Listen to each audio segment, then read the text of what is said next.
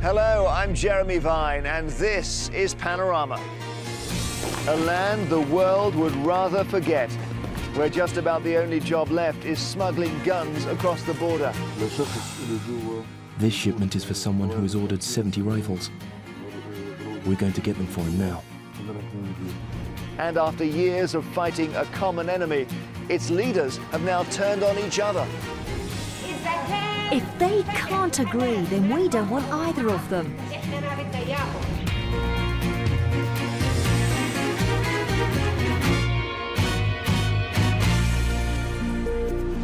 A thin strip of land on the Mediterranean coast, Gaza could be a holiday destination like Greece or Turkey, and yet it's anything but.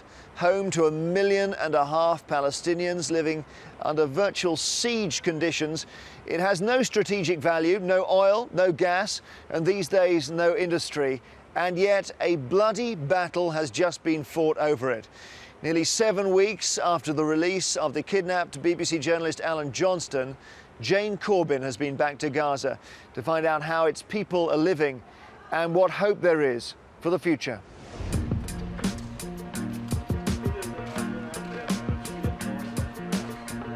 This corridor of blast shields is leading me to one of the most troubled spots in the whole world. Solving Gaza's many problems is key to peace in the region. It's going to be top of Mr. Blair's in-tray when he starts his new job as Middle East envoy this autumn. So this is Gaza. It's completely walled off, it's encircled by Israeli tanks, and there are 1.5 million people living inside here, what is basically now a huge prison. Israel pulled its troops out 2 years ago, leaving behind this no man's land of wrecked buildings, destroyed to stop Palestinian rockets and suicide bombers. Because of Alan Johnston's kidnap, Hamas, the group that now controls Gaza, have sent us a bodyguard.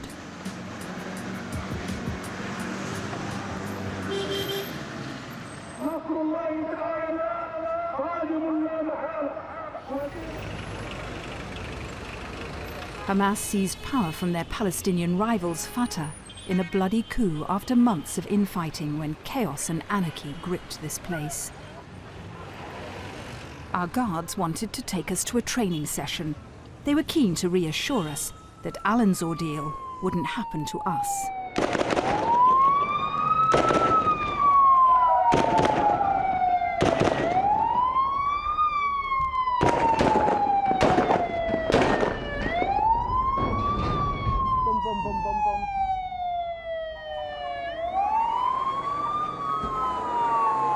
It looks like mayhem, but it's actually a kidnap exercise, and it's designed to show that Hamas can keep foreigners safe from the threat of kidnap here in Gaza.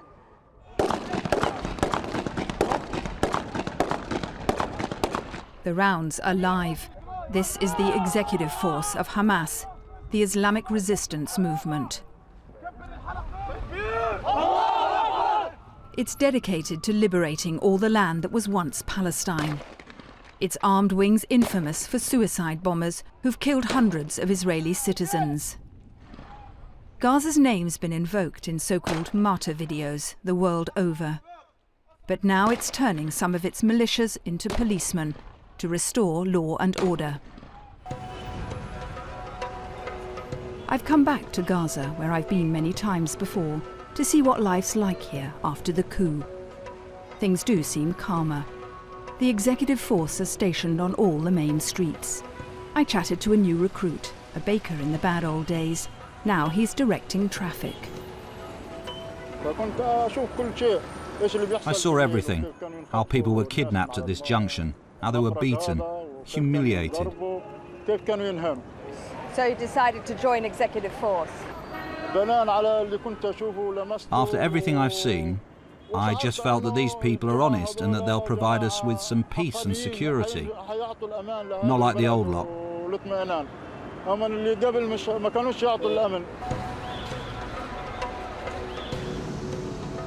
You know, there's been a lot of talk here about whether this place is going to become Hamastan, a sort of very Islamic state. And When you look around, you do see, for example, women are wearing veils, but that's not a recent event. Women have been veiling more and more over the past few years, and it's not just here, it's in a lot of Arab countries.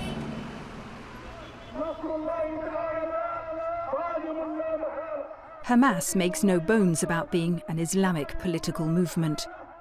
Its charter calls explicitly for the destruction of Israel and the creation of an Islamic state. But its approach is more softly, not an overnight, forced conversion.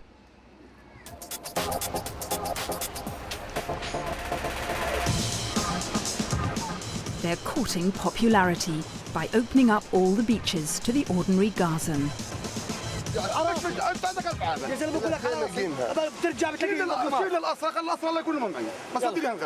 Time's up for the Fatah elite, who enjoyed exclusive access to this particular stretch of sand. Their beach tents, symbols of their old, corrupt and high-handed ways, are being swept away. This is great. People don't have any space to sit and enjoy the beach because of all these illegal tents. Gaza's just a few miles away from popular holiday resorts in Israel and Egypt. Once there were high hopes foreign tourists would come here and make Gaza prosperous. Hard to imagine now, after years of violence. Look, this is just how isolated Gaza really is. A small strip of land, an enclave basically, that borders the Mediterranean Sea. And over here to the right, this is the West Bank, and this is where most of the Palestinians live. In between, this broad corridor of land, that's Israel, and it basically separates Gaza from the West Bank. Gaza's always relied on handouts. Many of the people here are refugees. Their families originally fled from Israel in the 1940s. But since the Hamas takeover, even more people depend on this aid. There's an economic blockade by Israel, supported by Fatah, now they've been kicked out of Gaza. And your uncle comes here to fetch your... Amani Al-Dramli is a 24-year-old physiotherapy student. Her family receives its monthly rations from this UN food distribution centre. Look at all this here. Amani, how difficult is it for people in Gaza? People really need this aid. They can't wait for it to arrive. I mean, we need everything. Rice, sugar, oil. We really need it. People are desperate.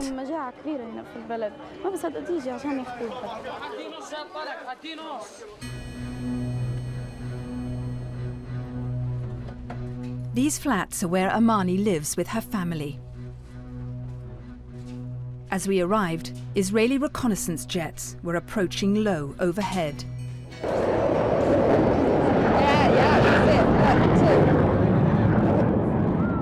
The months of Palestinian gun battles in the streets had shattered Amani's nerves. It was all too much for her.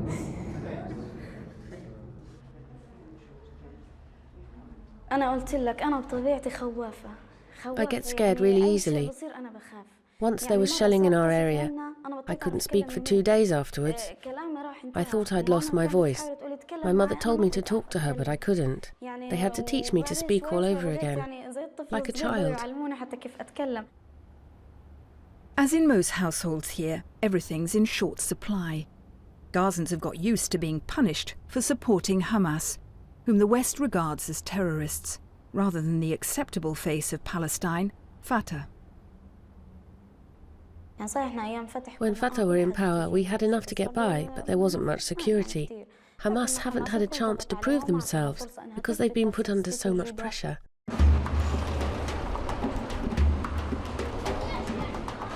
Fatah is the party of that iconic figure, Yasser Arafat.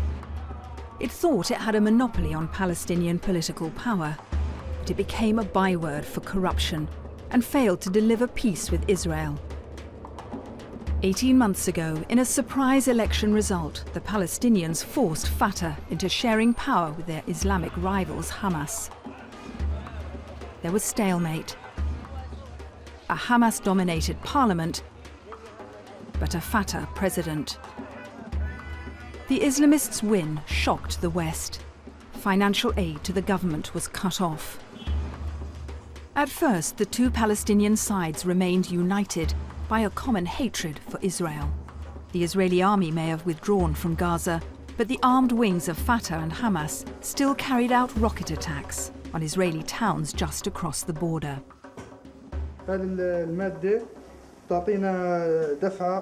This material gives us a range of 8 to 9 kilometers to reach the targets we want. Many of these rockets have made it across the border. Even the Israelis admit they cause fear and panic.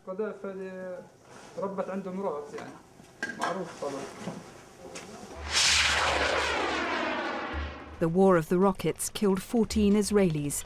Israel struck back, killing hundreds of militants, but also destroying Palestinian homes and killing scores of civilians.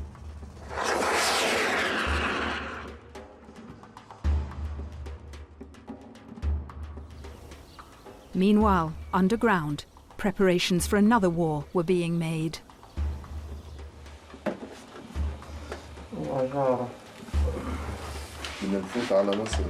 Now we're going to Egypt to pick up a load of weapons.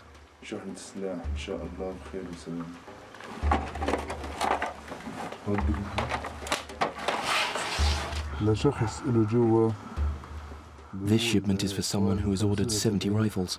We're going to get them for him now.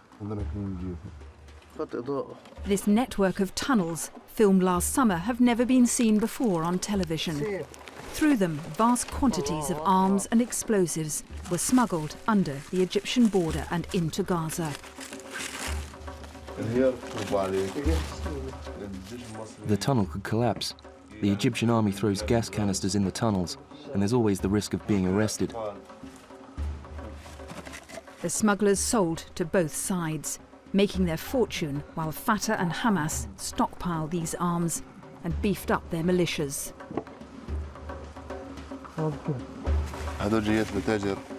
This lot is for a local weapons dealer. After we hand them over, he sells them to different factions or families. We get paid $250 for each rifle we smuggle.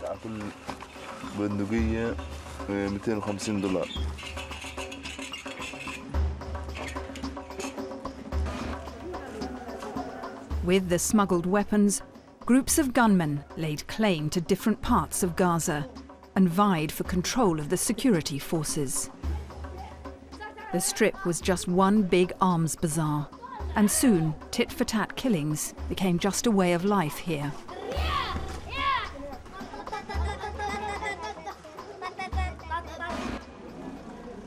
This year, in May, a well-known Fatah militia leader, Baha Abu Jared, was shot by a Hamas sniper.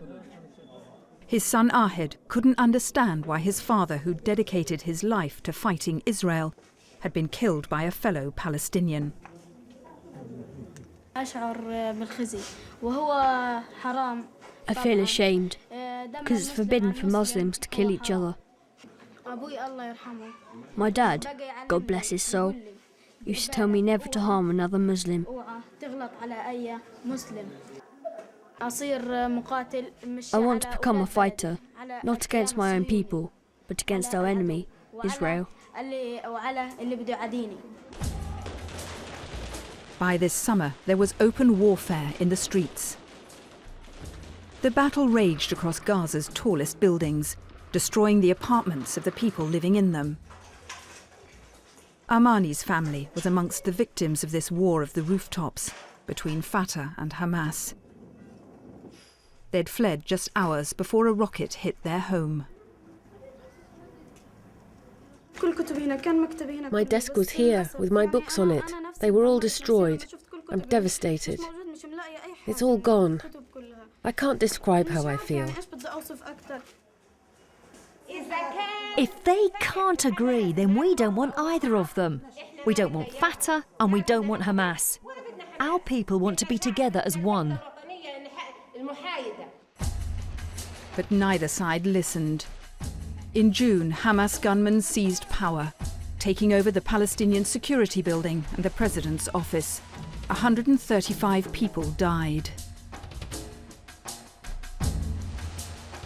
There were accounts of Fatah men being thrown from the rooftops. Their leaders fled to the West Bank. Already physically divided, the Palestinian territories were now split politically too.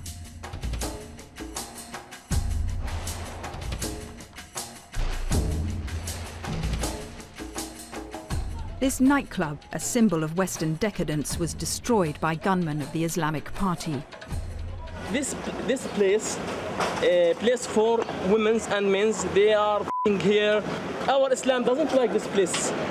You understand? We want the Islam, our life, exactly like Muhammad.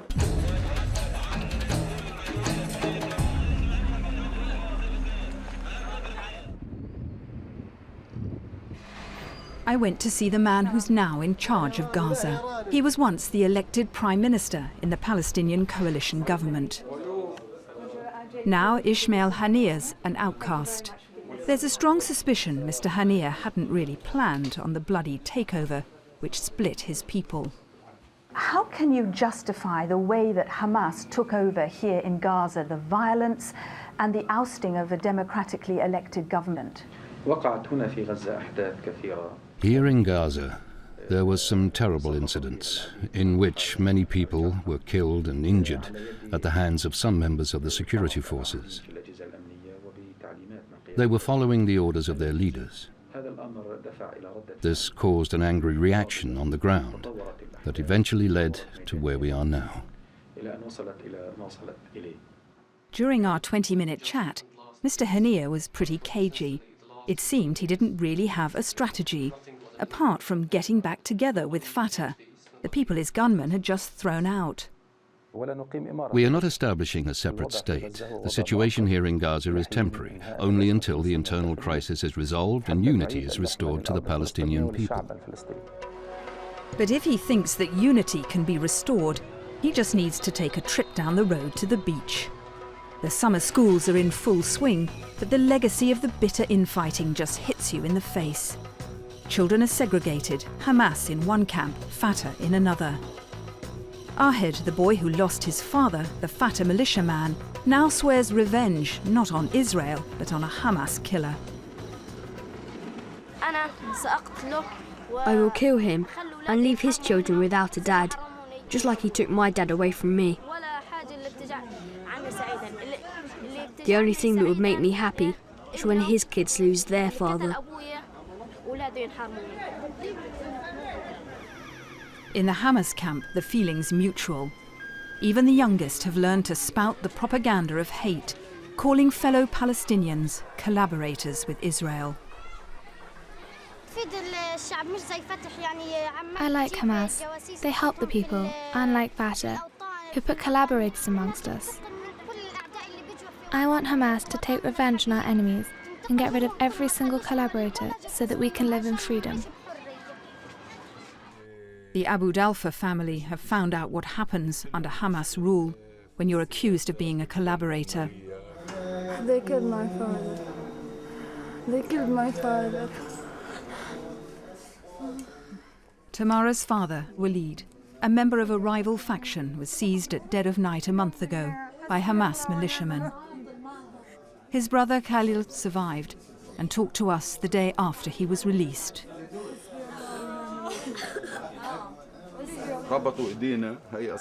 Here are the marks. They tied our hands. They tied our arms to a chain hanging from a beam and kept pulling them up like this. They beat us on our hands, on our feet. 4 of them attacked me. They beat us. They broke us.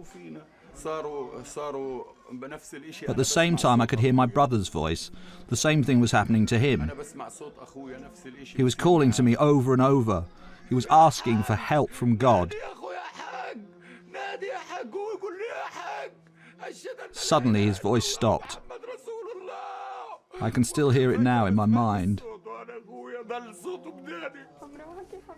While their father was abducted by Hamas gunmen, the Abu Dalfa family say the killing may have been a personal vendetta. They don't know if it was authorized at the top level, but they're calling on Mr. Haniyeh to investigate. Since Hamas took over here in Gaza a few weeks ago, there have been human rights abuses. There have been the killings of several people. We know of one family, the Abu Delfa family, who lost their father.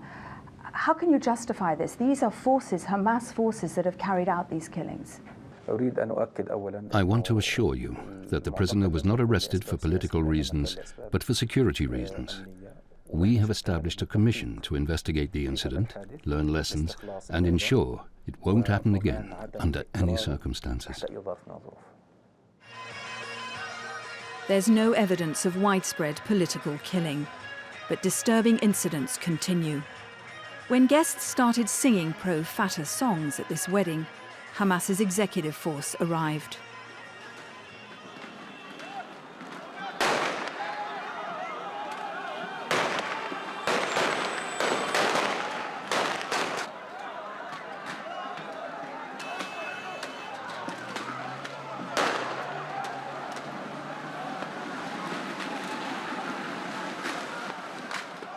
Several people were injured. Since the takeover, Fatah-linked TV and radio stations have been closed down, and elsewhere, some Fatah supporters have been removed from their posts. Most of the world has responded to the Hamas coup by showering money and political favors on Fatah. Meanwhile, they're trying to freeze out Hamas by strangling Gaza's economy. On the other side of the fence around the Strip, it's Israel who still controls what goes in and out of here. I was taken along the Israeli side of the border by Major Peter Lerner of the Israel Defense Forces. He's originally from England, and he told me they're still being targeted from inside Gaza. So how far are we now, parallel to the edge of the wall that separates Israel from Gaza? Just behind the hills. Just behind there. Yeah. What sort of attacks have you experienced since Hamas took over? Rockets, mortars, sniper fire, explosive devices on the fence. Israel's all but closed Gaza's economic lifeline, the commercial crossing at Kani. Only a massive conveyor belt is working, delivering grain across the border. It distances soldiers and workers on the Israeli side from potential suicide bombers and snipers. All shipments of raw materials for Gaza's factories and exports have been suspended. These lanes would usually be full of trucks. Yeah, but it's empty. It needs a constant coordination, somebody to talk to. There's nobody there. And you're not talking to Hamas? We won't talk to Hamas. And they won't talk to you? That's the reality. If the shutters have come down on Gaza, then this is the hatch in the prison door, through which essentials are being delivered, but nothing more. It's hoped this will force Gazans eventually to turn against Hamas, which won't speak to Israel, let alone negotiate peace. It's a sad comment, isn't it? I mean, the lack of trust on both sides. The situation, I mean, since Hamas have come in, there's nobody to talk to. They don't recognize Israel. And they have to find out their solutions. They have to live with their neighbors. They're not doing anything. The export they're giving us is rockets and explosive devices and all different types of other things. Hamas have to meet those conditions that the international community put forward for them to be considered any sort of partner here in the area. Basically, recognition of Israel, laying down of arms, and moving forward. Back on the Gaza side of the crossing, the blockade is biting hard. 90% of factories have closed. 70,000 people have lost their jobs. I'm on another tour, this time of Gaza's industrial wasteland, with the UN's man here, John Ging. There's no exports out of Gaza at all at the moment. So effectively the lifeblood of Gaza's been cut off here. This is it, yes, absolutely. The closure policy is most definitely not the right policy, because the impact of the closure policy is that thousands, tens of thousands of decent, civilized Gazans are losing their jobs and losing the dignity of work. It's having a profound impact on the psychology of the people here, and it's in the misery and the anger and the frustration and the desperation. There's the fertile ground for extremism and radicalism and more violence. Gaza's people are effectively imprisoned, unable to cross any of its borders freely. Palestinian infighting left Armani's home in ruins. Now the leader's intransigence has split the family. Her father was forced to find work in Saudi Arabia. Since the takeover, even the Egyptian borders closed, thanks to Fatah and Hamas wrangling over who should control it. Armani cannot leave Gaza, and her father can't return. My father is there, my sisters and brothers are there. They're waiting for us and we're waiting for the borders to open. We want to leave this country. Life there is good. Life here is hard, really hard. I can only speak for me and my family, but every family has its own story and its own struggles.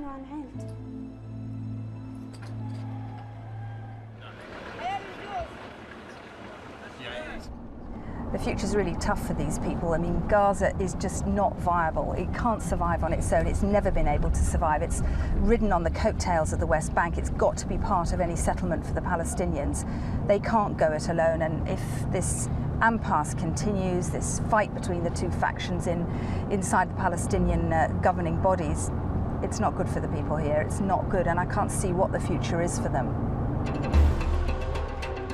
Hamas wants to be seen as the strongman of Gaza, enforcing order. But it seems to me it's only posturing. They're growing weaker by the day. They want to negotiate with Fatah, but Fatah holds all the cards. They're sitting pretty with Israel and the West happy to prop them up, while their people languish.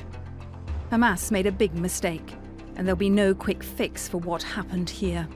The legacy of bloodshed and bitterness will last for generations.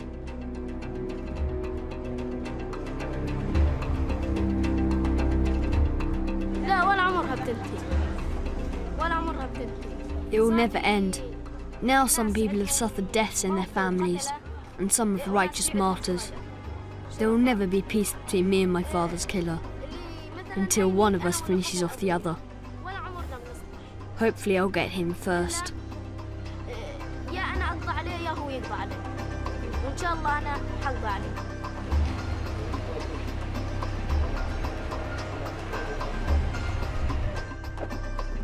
Well, we're leaving, and I'm able to get out of Gaza, but I'm leaving behind me all those Palestinians who are feeling increasingly trapped and isolated. And the risk is that that will increase their feeling of despair, and that will lead to bitterness and anger and even violence.